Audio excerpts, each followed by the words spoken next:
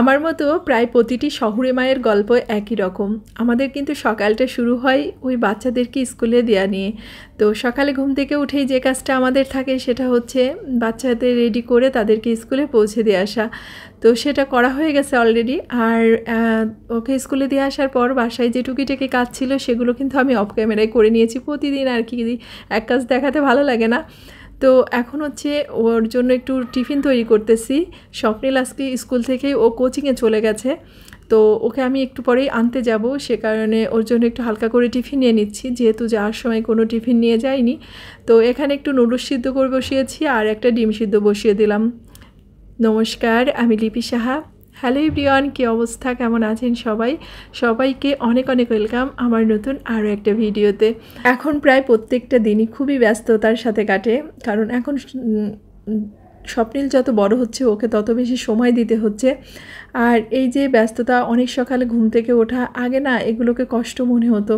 আগে সকালবেলা ঘুম থেকে উঠতে বা সকালবেলা উঠে সংসারে কাজকাম করতে মনে হয় যে কত কষ্ট হতো, বা মানে এগুলোকে ভালোই লাগতো না। আর এখন এগুলোর মধ্যে একটা অন্যরকম মজা খুঁজে পাই। এগুলো এখন আর কষ্ট মনে হয় না, মনে হয় যে এগুলো তো দায়িত্ব, এগুলোকে করতেই হবে। আমাদের সংসার জীবনে প্রথম দিকে কিন্তু অনেক ভুল বোঝাবুঝি হয় প্রায় প্রত্যেকটা সংসারেই, এই কাজকর্ম নিয়ে বা এই ঘুম থেকে ওঠা নিয়ে। কিন্তু আমার মনে হয় যদি একটা বাড়ির বউকে একটু সুযোগ দেওয়া হয় বা একটু সময় দেওয়া হয়, তাহলে সে কিন্তু আস্তে আস্তে ধীরে ধীরে তার সব কিছুই বুঝে নেয়, বা তার নিজের সংসারের দায়িত্ব সে কিন্তু আস্তে আস্তে সব কিছুই নিজের কাঁধে তুলে নেয়। তো আমরা না কী করি, এই সময়টুকু তাকে দিতে চাই না। আমরা ভাবি যে সে একবারেই সব কিছু শিখে যাক আর একবারেই সব কিছু করে নিক। তো আমারও বিয়ের প্রথম মানে এরকম হতো যে আমি মানে সেভাবে কোনো কাজ করতে পারতাম না, বা মানে কোনটা কীভাবে করতে হবে এটা জানতাম না। তো যাই হোক, আমার কোনো সমস্যা হয়নি, কারণ আমার শ্বশুরবাড়ির লোকজন আমাকে ফুলভাবে সাপোর্ট করেছে আমি যতদিন শ্বশুরবাড়িতে ছিলাম। তারপর যখন ঢাকাতে আসি হাজব্যান্ডের সাথে, তখন তো ও একদম পুরো সাপোর্টিভ, আপনারা দেখেই বুঝতে পারেন, খুব সাপোর্ট করে যে কোনো বিষয় নিয়ে, কারণ ওর কাছ থেকে আমি অনেক কিছুই শিখেছি।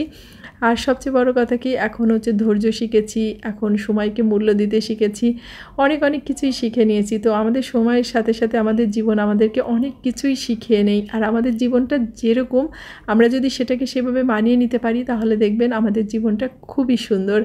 আরেকটা কথা, একা একা বাসায় থাকা কিন্তু অনেকটাই কষ্টের। যখন বাইরে যেতে হয় সব কিছু গুছিয়ে ঠিকঠাকভাবে রেখে যেতে হয়, না হলে কোনো একটা এদিক থেকে ওদিক হলেই মানে না একটা সমস্যা হয়ে যেতে পারে। তো বাইরে বের হওয়ার আগে ভীষণই ঝামেলা হয়ে যায় আমার।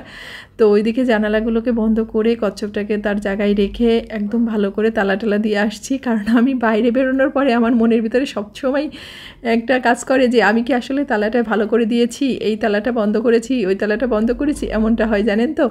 তো এই কারণে আমার একটু দেরি হয়ে যায়। তো যাই হোক, চলে আসছি রাস্তায়। তো দেখেন রাস্তায় কি পরিমাণে জ্যাম। তো এই আসলে এই একটু দ্রুত হেঁটে যাব, এই জ্যামজটের কারণে আসলে যাওয়া সম্ভব না। আর রিক্সায় করে যাওয়া তো মানে কল্পনাই করি না আমি। আমার মনে হয় যে রিক্সার থেকে আমি পায়ে হেঁটে গেলে অনেক দ্রুত চলে যেতে পারি। তো যাই হোক, চলে আসছি স্বপ্নিলের কোচিংয়ের কাছে। এসে দেখি ও আর কি দাঁড়িয়ে আছে, ওর পড়াটা শেষ হয়ে গেছে। তো ওই যে দাঁড়িয়ে আছে সামনে। তো ওই যে চলে আসছে, টিফিনটাকে খেতে বললাম, খেলো না, বললো আমি বাসায় যেয়ে খাবো। শুধু শুধু আমি এত দৌড়াদৌড়ি করে টিফিনটাকে বানিয়েছি। কোচিং থেকে আসার সময় পাশেই একটা পার্ক আছে, তো বললো মা চলো আমি একটু পার্কে যাব। তাই এই যে পার্কে নিয়ে আসছি। তো এখানে একটু খেলাধুলা করলো অল্প সময়, এখন চলে যাব বাসায়। তো আজকে ভিডিওটা এই পর্যন্তই। সবাই ভালো থাকবেন, সুস্থ থাকবেন, আর অবশ্যই সাবধানে থাকবেন। ভিডিওটা যদি কোথাও এতটুকু ভালো লেগে থাকে, অবশ্যই একটা লাইক দিবেন আর একটা কমেন্ট করবেন। ভালো থাকবেন সবাই, দেখা হচ্ছে নেক্সট ভিডিওতে।